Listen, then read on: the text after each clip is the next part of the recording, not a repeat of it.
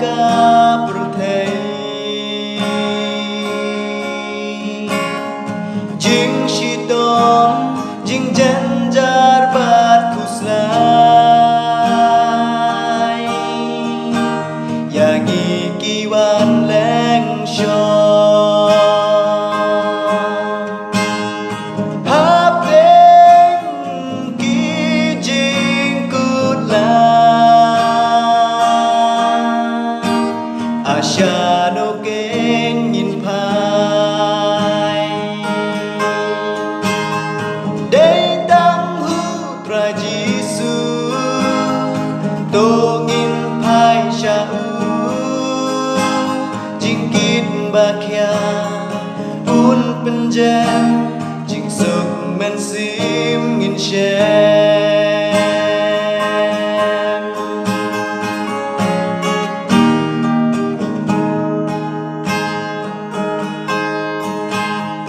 Đeng đeng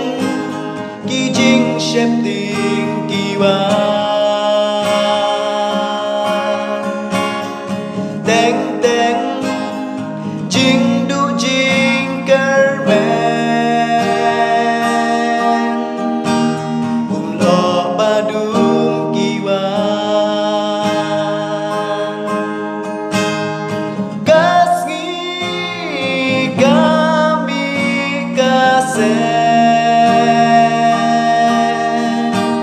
hab đeng jing kor dit sa để tăng hu tra Giêsu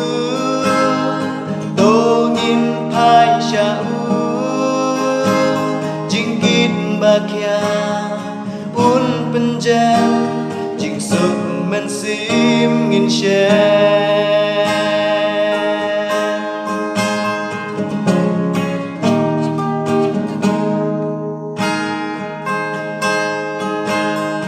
La hasor ne na nong kendong ken ja jar ki dong ki shnong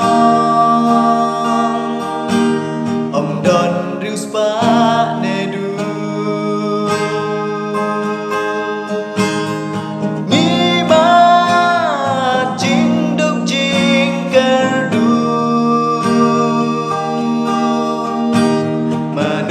ken ban pelai